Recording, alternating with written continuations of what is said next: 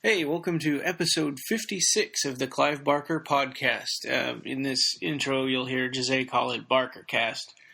I don't really call it that, but that's what our Twitter handle is because Clivecast was taken. Maybe it's like a fishing reel or something. I don't know. Anyway, I'm sort of rambling. This episode is about the Convolution San Francisco screening of the Nightbreed Cabal cut. So this is Occupy Midian on location, and Jose and Sarah, his wife, went to that, and they got to meet Ann Bobby in person and Russell Charrington in person, which was great. So you're not going to hear much of me except for at the beginning and end here, really quick. But yeah, so our episode 56, Occupy Midian on location in San Francisco with Jose Leitao.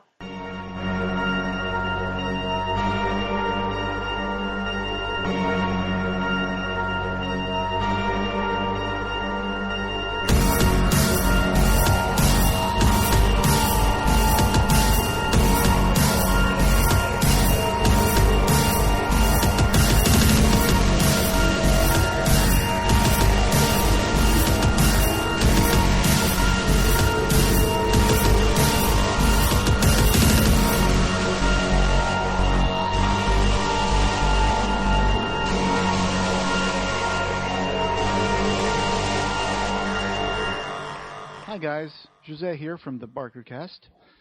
So Convolution 2013, Gates of Horn and Ivory, The Realms of Dream.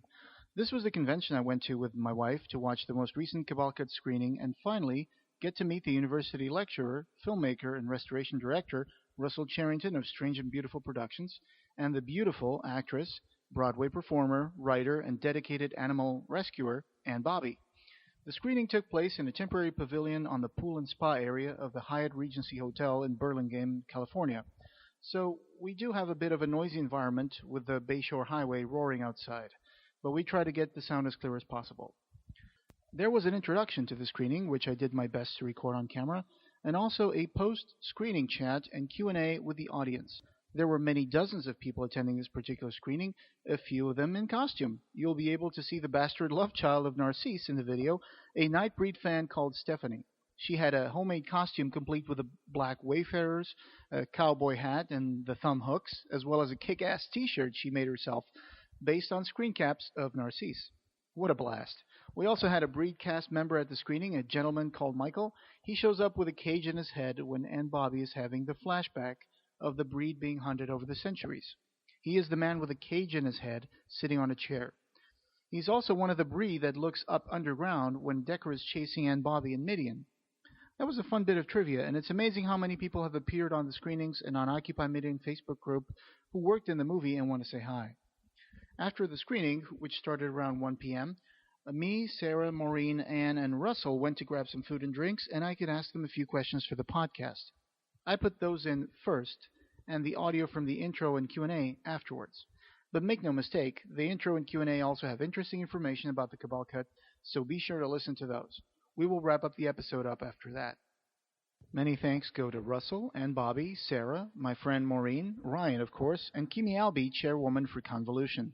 And now, here are the interviews with Russell Charrington and Ann Bobby, followed by the introduction to the screening and the post-screening Q&A. Thank you. Hey Russell, can you come up with an estimate so far of how many fans have seen the Cabal Cut screenings? Well, this is the 39th screening that I've attended, and it averages about 500 people a screening. Some of the bigger ones have been 1,400. Some cinemas have been huge, and then obviously some have been less. But it's sort of, I think it's around nearly, between 15 and 20,000 fans will have seen it by the time we finish screening it. So it's pretty amazing that it went. For the first screening, we screened to 400 people, and it was crazy. So, and then the screenings only got bigger, but towards the end they've got smaller again. So, but I think long term, 20,000 people from nothing is amazing. That's why Morgan Grigg want to release it. Yeah. Can you tell us anything so far, any news about the release, or what kind of involvement Seraphin or you yourself have been having with the release so far? Well, the company have talked a little bit with Clive. I haven't talked with them at all. It's all been going through Clive and Mark. But I know that they're working on it. They've sent information across. But, I think that really I was waiting while the screening's finished so that we could find the time to work together. And I really just want to do like a sound mix, to do some, work on the image restoration. I know that they've made some points on what they've got to restore, how long it's going to take them. And I think they found the same problems that we have. Where is the footage? Yeah, they can find the Wicker Man in some obscure place in Europe. Maybe they can find Nightbreed. I've always said that it's there somewhere.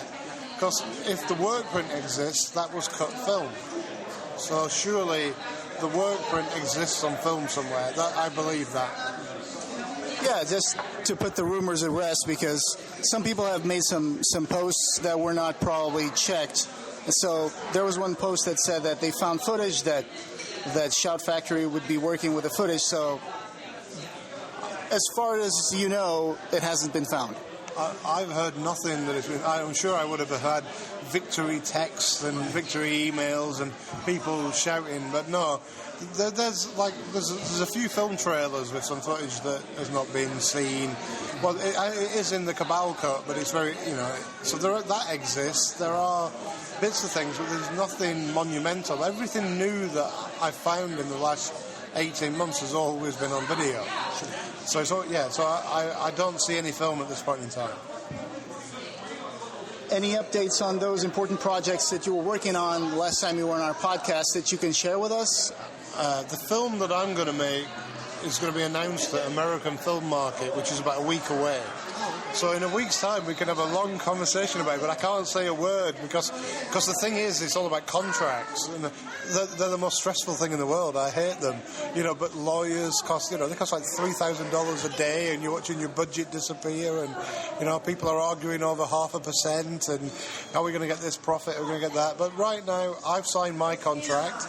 Christian signed his contract. I know Clive's done his, so it's all lawyers. So we want to announce, and then we can do a Clive Barker podcast on the film and tell everybody all about it. But there also are other films happening too, like Clive's talking about Hellraiser. That's at a really early stage, much earlier stage than my film, but he's talking about it, which I think is funny. And and also The Thief of Always, which I've read the script and it's wonderful. And I created a book of images for Oliver, all the complete unseen images from Thief of Always. So that's happening a lot. So I'm excited about Thief of Always. So these images, are they the Clive paintings? No, because one of my interests is Clive's artwork. I archived every single Thief of Always. So there's some pictures, there are 5 variants on them. I scanned them all and high-res scans and gave them to Ollie. I sent a copy of the book, so Clive has it. So if he ever wants to do something new with Thief of Always, he's got all the images. So the Thief of Always, that's an exciting thing that I know in the next few years is going to get made. And I've actually, I've written 2 other scripts that we want to make. So we're planning to. I want to personally do a film a year for the next 3 years. So we'll see what happens there. But all this happened because of Cabalca. All this interest and the company that I'm working with and everything, and a really decent budget, great actors, is all because of Cabalca. So that's an amazing thing. Wonderful. For our listeners of the podcast, The Thief of Always is being developed with Oliver Parker, correct? Who also played Pelican. Yeah, and he's the removal man in Hellraiser too, if you remember. The guy that cuts his hand and spills the blood. That's Oliver Parker. And here we have Ann Bobby with us. We've come full circle since that interview with Ryan back in 2012 when you first uttered the words Occupy Midian that spawned the movement. We've come a long way. Finally, Shout Factory is releasing the director's cut in 2014. So tell us, how's it been like to meet all these fans during these screenings? Well, it's been kind of a revelation and about one of the most uplifting experiences I've had in years. This has basically happened because of Russell and because of Occupy Midian and you and Ryan and everyone who signed that petition. Nothing would have transpired without that. And I'm so thrilled to have given it a name. And I'm so thrilled to have been, for all intents and purposes, the beneficiary of your work and the work of the people who have petitioned and basically informed the powers that be that they are out there and they are galvanized and that they were ready to put money down and own a copy of this film in the way that Russell cobbled together and that Clive always intended. I feel it's an embarrassment of riches for me and very redeeming, very redeeming. You had this Indiegogo campaign going on a short time ago about Disposophobia. You had a wonderful-looking trailer for the pitch with Neil Gaiman in it and kitty cats. Yes. No cats were harmed during the making of that video. No. So how is Disposophobia coming along? Disposophobia is really amazing. It's the first film I've ever produced of the first film that I've ever written it to get into production. And I never intended to act in it, but I did. When I realized that it's a very complex piece, a very complex short film, and that it probably would have taken more time and more money for me to have gone through a casting process to find an actor who I could actually spend enough time and get to play this role. Plus the other actress, Barbara Rosenblatt, who plays my mother, was in a bit of a time crunch because she's also shooting Orange is the New Black. So I realized that, rather than work with someone else's schedule, it would probably just be easier if I just put on the clothes and said the lines because I didn't have to memorize them. I wrote them. So I decided to do it. And we wrapped principal photography 2 weeks ago. We wrapped our inserts and sort of second unit kind of last Saturday. And all this weekend while I've been here at Convolution, I've been sending notes back to John Eklund, the director-editor. I've seen the first sort of rough cut, and I can't believe that it's something that I've done. It's been so exciting. To own something like that, to really make a film your own. I have such newfound respect for producers. They are diplomats. They are shrinks. They are slaves to themselves. But I've loved every minute of it. It was a real challenge, and I can't wait to see it completed. Wonderful. Our listeners can't see it, but today you're wearing something that you wore as Laurie in the movie. You notice these things. Yes, this, oddly enough, I was at my house in New Jersey a couple of weeks ago, and my mother gave me a box of stuff that she found in my old bedroom when I was still living there. I was actually still living at home when I filmed Nightbreed, and there was a little jewelry box, and in the jewelry box was this, and take a look, you can still see the price tag on the inside of it. Wow. Oh yeah, look at that. Oh, wow. It's kind of weird. I've been wearing it ever since. Think of it as a little bit of a talisman. I was happy to wear it. It's the bracelet that you wore as Laurie. Well, thank you very much for your time, guys. Oh, thank you. And seriously, thank everyone.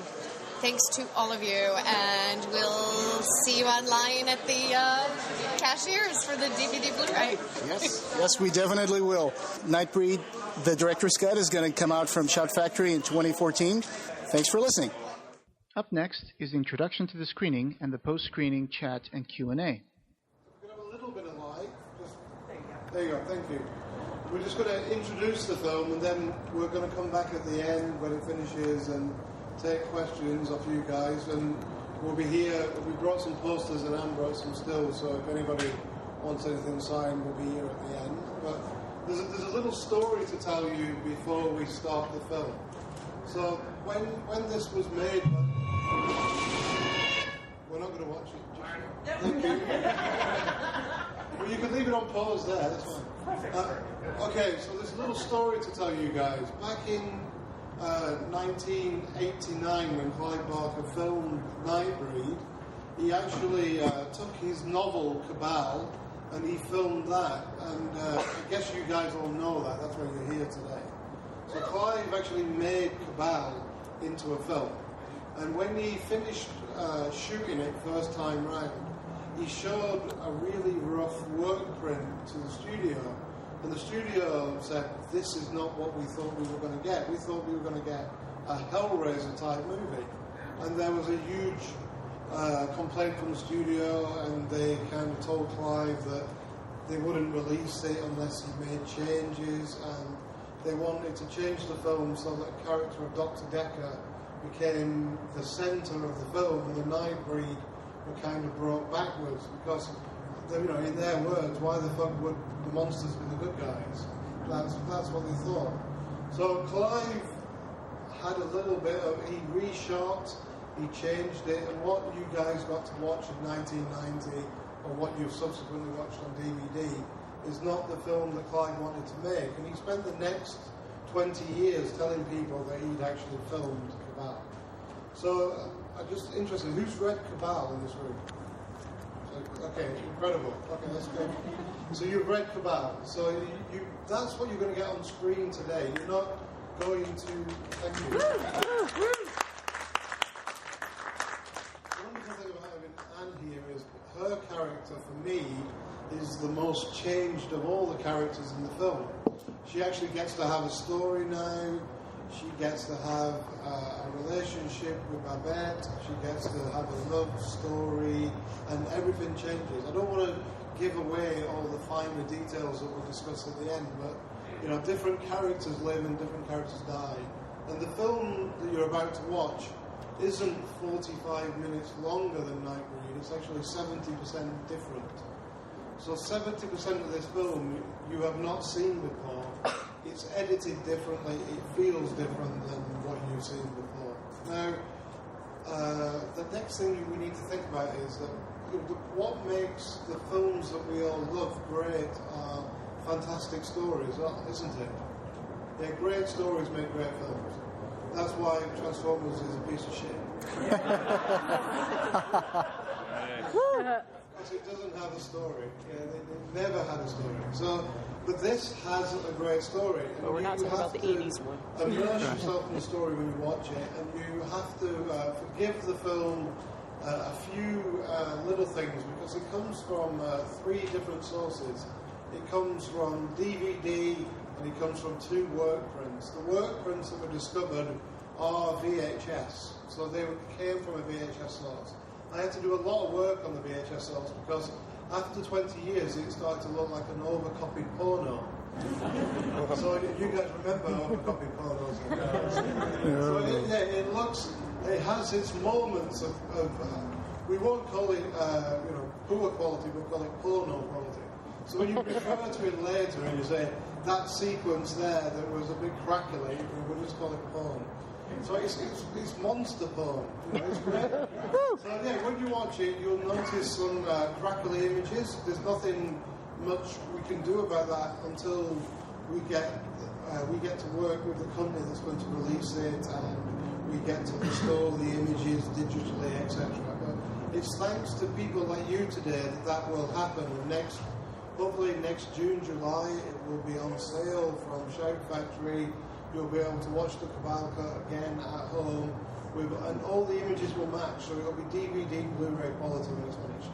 So you only at festivals and events like this can you actually watch the version that we're seeing now. It'll be very different when you watch it on the cinema. So I'm going to let Anne say a few words, and then we'll be back when the film finishes. And I'd really like to hear your opinions, your questions, etc. And after that, we'd love you to come over and say hello and tell us what you think as well. So it's great to meet you all, but it's Anne's turn to talk now. Thank you, and thank you all for your patience, waiting outside and waiting for us to get everything ready. It's funny because Russell said it's not 45 minutes longer, 70% of this is totally different, and I wanted to say, and about 3% of that you're not going to see at all. So just think, those scenes that you can barely see are there for a reason. They're markers. They are important parts of the mythology of this film, and they're there for a reason. And this really is you are the only people who are ever going to see this. So every one of these is sort of a very unique experience, and I really do want to know what you think about it. It's very funny because Neil, who I talked to, Neil Gaiman called me over the summer. He had seen it, and he called me and he said, "It's your story." And I went, "I know, I feel so redeemed." You're going to see the screenplay that I read that made me go, I want to do this movie.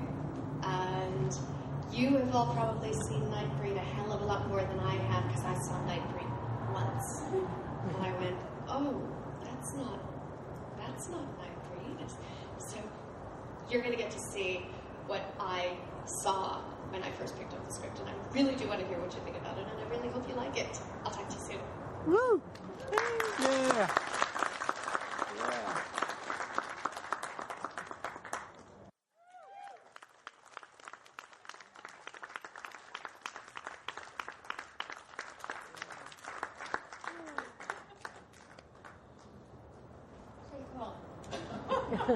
I haven't seen it in a year. I was in the back of like, wow, you changed a lot, man. It's great.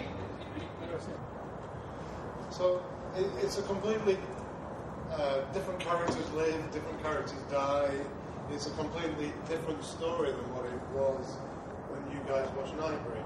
So, I'm always really interested in what you think, because I know what I think. I think it's better than it was before, even with its dubious porno moments. But I still think it's an amazing film now, because it really is what Clive Barker set out to put on screen. It's what he wanted you to see. And I always say this, that for me now, it's Gone with the Wind with monsters. Do you get that? That last scene, Yes. Gone with the Wind, isn't it? Where Yes. she's changed and everything. I think that's beautiful. I mean, it's such a gift to you, because you have a character now, whereas before you kind of parachuted in for the odd kiss. I was the tits, and I didn't have any tits. So your character gets an amazing time now. She gets to bond with Babette. That psychic relationship's amazing. You flow through the film. You're not just there for the beginning and the end. So it's wonderful to see your performance and the love story. And what did Neil Gaiman say? Remember that comment he made about it? He said, he called, he said, "It's your movie. It's the movie you said." And I said, "I feel so redeemed." And I did it. I really, really did. And I love that you put that Babette rescue in. Eric and I were talking about this before. I don't know if you know, but I am a very, very dedicated animal rescuer. And I've actually written 2 books about dogs that are based on my work in animal hospitals and animal shelters. And the first time I saw the Cabal Cut in North Carolina, I was sitting with Mark Miller and Russell, and I saw that scene with Babette, and I said, that was my first animal rescue. And I just started crying, and Russell texted it to Clive, and he said, "She said it's her first animal rescue." He's crying. He texted back, "I'm crying too." That's the effect this movie has. Yeah, but it was beautiful. And I think that Decker's more fucked up now, isn't he? He talks to his mates. You get the madness, and the wonderful thing for all of us is that it's actually a film about otherness. It's about being different, and actually, I think that it was a little bit early for that in 1989-90, because Clive, being a homosexual author, is writing something about like AIDS. He's writing about being shunned by society for being different and all those things. And I think that's what's incredibly wonderful about this film. When we jump forward to 2013, we can see those themes and we can have those feelings now. And Clive said recently in Los Angeles that he thinks that people are ready to watch this film now in this form, and when we get to finally finish it and release it next year, will be an amazing 2.5-year journey.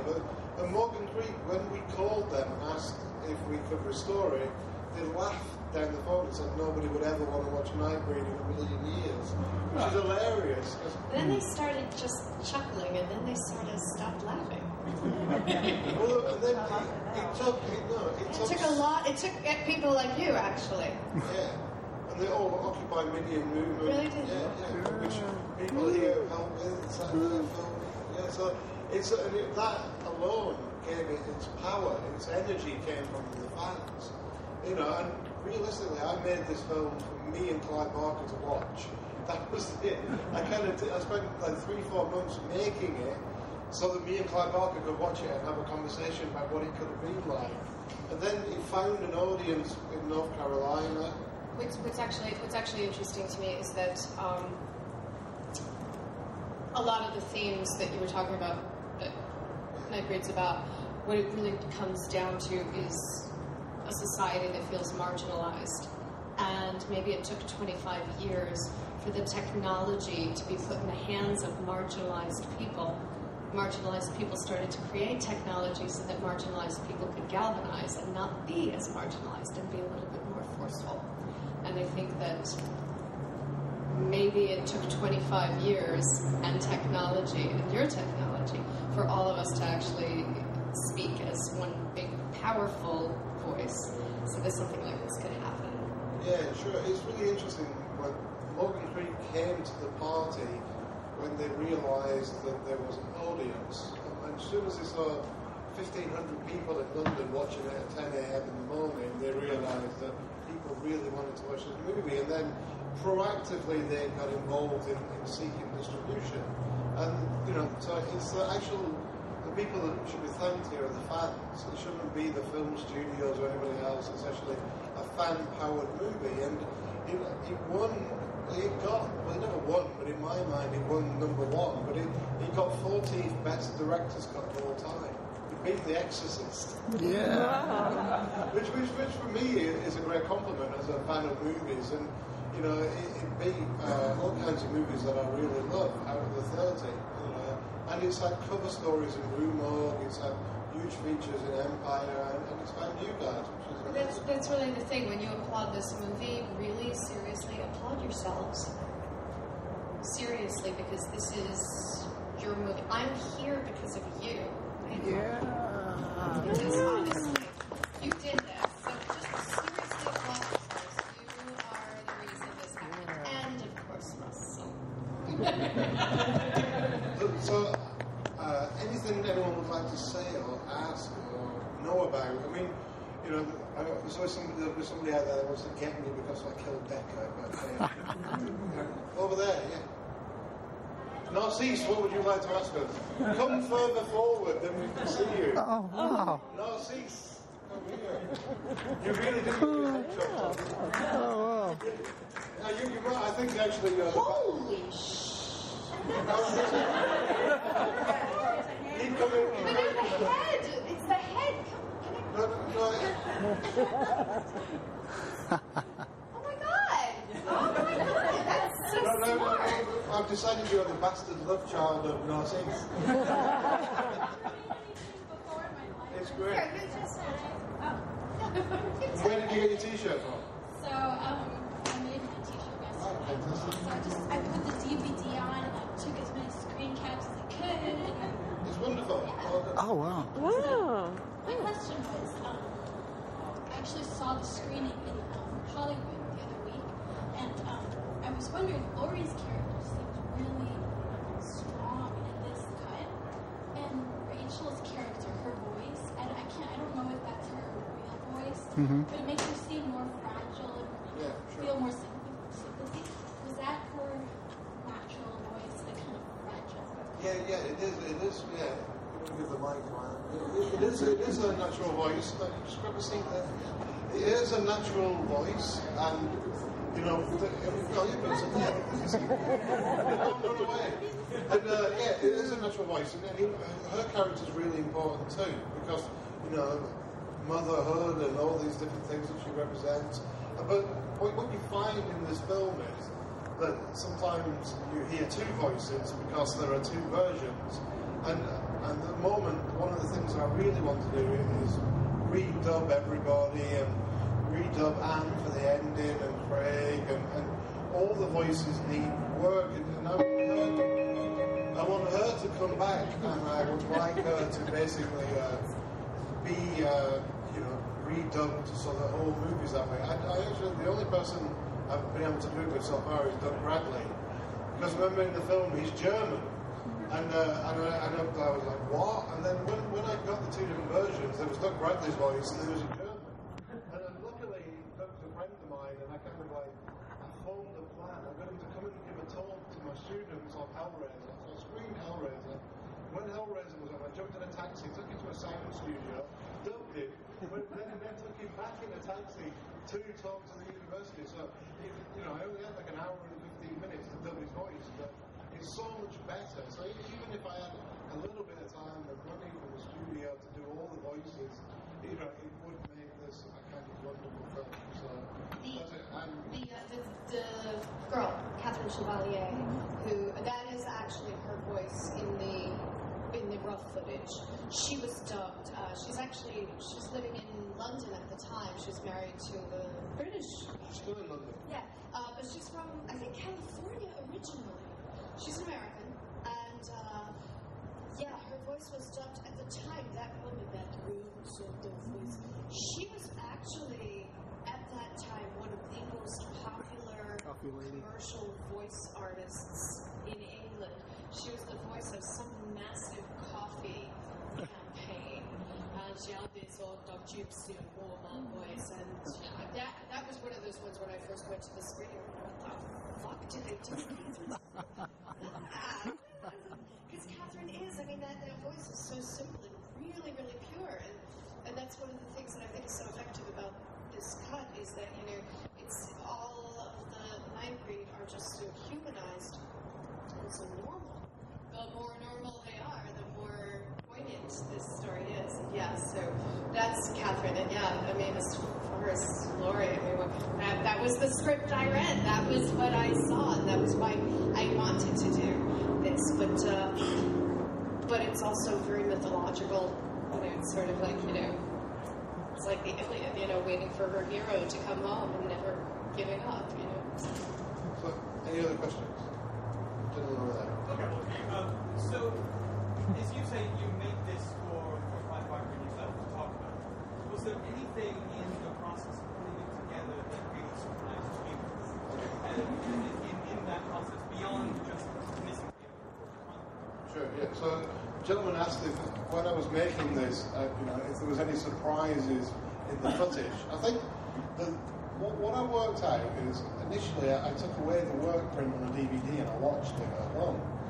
And my brain went, about all the things that were in there. And so I watched the work print, I reread the book, I then reread the first two drafts of the script before it got changed. And then I basically chopped all the footage up from the original movie and all the work print stuff. And I just thought, well, I'm sure that I could make the script. And so I did like 30 minutes of it, and I had like 99% of those 30 minutes. And that was the most amazing thing, finding that I had the footage. Now, the things that blew me away are really simple things, like the kind of animated creatures, the Ray Harryhausen looking creatures towards the end, are the things that I'd always dreamt about seeing, from the Fangoria stuff and the magazine articles, and all of a sudden they appear. So that, that blew me away. But what most of all for me, it was actually the revelation in the storytelling. It was the storytelling that made it all worthwhile. The kind of moment for me was, there's a really funny thing as well, but the big moment for me was burning it onto a DVD first of all, taking it downstairs, and the only person in the world that had watched, and I had goosebumps on my back, thinking, geez, it's a movie. And then I got to the end and the same guy died twice. Which was kind of like, in my enthusiasm to put everything in, I realised that, there's a goof, so these things happen, and then I realised, when the Sons of the Free had loaded the guns and they're going to kill the Maverick, I also realised that went on for like 15 minutes too long, and it was just lots of guns and loads of, macho human beings, and I was just like, that doesn't need to stay that way too. So, and this is version 7, so it's actually evolved at the screenings because of the fans. So you saw version 1 and then maybe you saw version 4. It's really different now. It's really. Well, I think Clive's goal is probably that we would lose about 10 more minutes out of it, but You know, nobody at this point in time, Scream Factory and Shout Factory has it, but there's been no conversation about the cut or what we're going to do next. I think that they're spending their time at the moment restoring the images. So once we've restored the images using After Effects and photographs and things, I think then we can go from that place. But my number one desire, I think the cut's good. I think, obviously we can do more. But my number one desire is to create an amazing soundtrack. So that's what I'd like to do next. Kimmy. I don't necessarily have a question, but a small piece of trivia, and I'm going to maybe embarrass someone who's here in the audience. Michael, who was one of our Kickstarter backers, was also actually in the film. He was in the scene that is Babette's vision, the flashback that she shows to Laurie, where they're torturing the initial breed.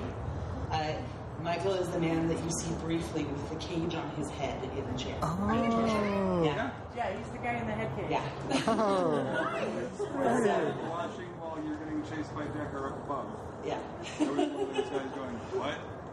Are you kidding? Awesome. Normally that happened because somebody visited the set for the day. Yeah. So that you were visiting the set and somebody grabbed you and said, "You're going to become a monster." What were you doing there? How did that happen? He's being live. See, that's what happened. Yeah, that's why Pete Atkins, it happened to John Skip and all those guys when they visited the set, they became creatures. I've got loads of... Pete Atkins, John Skip, and Craig Spector were they were dressed in gowns, they were those sort of tranny guys, and they ran around going, always a bridesmaid, never a breed. Pete Atkins and Neil Gaiman are in the crowd when you said Yes, along with my sister, who was there for spring break. It was like, yeah, we just grabbed everybody. So that really did happen, That's so funny. Oh my God, hi. And if you visited more than one day, you would be more than one creature. So the more you came back, the more often you got turned into something. So, and even the special effects guys at the end of it ended up being the berserkers. They ended up anyone that just went anywhere near that set, because Clive, had basically created the film with the most monsters ever. Yeah. I still outdoes everything for practical monsters. It's just insane how many creatures there are in that Nick film. Vince was one of the berserkers too. Yeah, Nick Vince. The guy who played Kinski was also one of the berserkers. And He was, yep. He tells me how hot and sweaty the costume was all the time. Okay, any other questions? Anybody want to know anything? Anyone would like and bash me? Cindy. Cindy So, Cabal. have you found Pelican's love scene yet? Is that still missing? No, it's not missing. It was only filmed to be in the title scenes. So there are some things. There's actually a scene between Pelican and Kinski that's missing, where Pelican fesses up and says, "This is all my fault," and that happens towards the. I'd like to find that. right. It's in the script. It's only 2 lines. Yeah. Where was it? I don't know. You don't know. Not at this point, but and there's also. What's the matter with you? There's also a scene of Craig completely nude. Yeah, I want that one too. Yeah. which we have found. So we have found that, but that hasn't gone back in yet. We also found a slightly different opening, but it doesn't particularly work. And as a filmmaker, you've got to make judgments to the pace. Like if I watch it too much, I start wanting to change it. So Someone's going to wind up on the special features. Ah, right, okay. Then you can have the nude cut. Yeah. Deleted. Yeah, no. Well, anything that comes out of it now can be a deleted scene, but there'll be also there'll be deleted scenes from the other movie, wouldn't there? So things like that. There was a question over there. There were. I saw hands. Yes. Go on. Oh yeah. Less of a question, more of a statement. But thank you for doing this. It's okay. Majorly, we said something earlier when I got to do that tree screen. When there's a movie that you feel that you're the only one on the planet that liked or enjoyed or anything, and 25 years later or 23 years later, you get to see that it's being revived, and there's a whole bunch of people that actually enjoy it, and not only enjoy it, but get to unfuck it up. Yep. Because honestly, you read the book, and it happens all the time, but it's like, yeah, they tortured it, and I so want to love it more. It's just awesome to see something like this. Live long enough to see something like this. And to her point, talking about your character, to be quite honest with you, I hated you. You were an annoying character that stumbled her way through the movie. So to see this, it's great. I mean, your character does, it's not even so much 10 times more likable, it's just you became an actual character that you identified with for the whole movie and enjoyed and actually cheered on, rather than going, somebody stabber. So I really enjoyed the cut, and I'm really glad it was great. I really want to give him a business card that just says Russell Charrington, unfuckover. Well, I actually enjoyed, your character coming to life. And I knew, like yourself, from the book that it should be a different way. And it shouldn't, often, Morgan Creek did this twice. They also did it to Exorcist 3. They did it to William Peter Blatty, and nobody can find that footage. Yeah. So, it's very interesting, and people go on Facebook and say, would you restore this film or that film? I'm not a professional film restorer. I just actually, like you guys, I love Nightbreed, I love Cabal, I love the vision that Clive created, and I just wanted to put it together for him. Because he was so tortured by it, and he's such a super generous human being that, now we share this film together, and that's really kind of thing. So it's wonderful. So we're going to go over here, and if anyone wants to come and say anything else or say hello, we brought some posters and stuff, so if anyone wants to take away a poster, we're here. All right, nice to meet everybody. Thank you.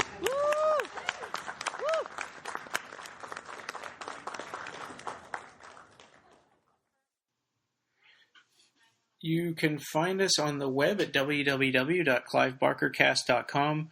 Leave us a review. We're on iTunes. We're also on Podomatic, Xbox Music Store, TuneIn Radio, Stitcher, Double Twist, BlackBerry, and Pocket Cast. Like our page on Facebook. Join the Occupy Midian group. On Twitter, we're at BarkerCast and at Occupy Midian. And on forum, the forum is clivebarkerfans.com/forum. Theme was by Colin Lakativa. So stay tuned. We've got some more episodes coming up here. We've got one that we actually recorded a little while ago, and we haven't had a chance to put up yet. So that's going to be coming up this coming weekend if you're listening to this as it airs. And then we've got a couple of more interviews lined up. We also plan to talk about Maximilian Bacchus. And we're hoping to squeeze all of that in before the end of the year. So we're going to have a good 2013. Bandwidth for this episode was provided by Jose Leitao. This podcast and website and everything are expensive to maintain. And we've had several people sponsor us in the way of our through the raffle. And Jose just... he's a co-host and he kicked in a bunch of money to help with it, and I really appreciate it, and bandwidth for this episode for today is provided by Jose Leitao. Thanks, Jose, and he shouldered the burden of this entire episode except for a couple of minutes of me talking at the beginning and the end.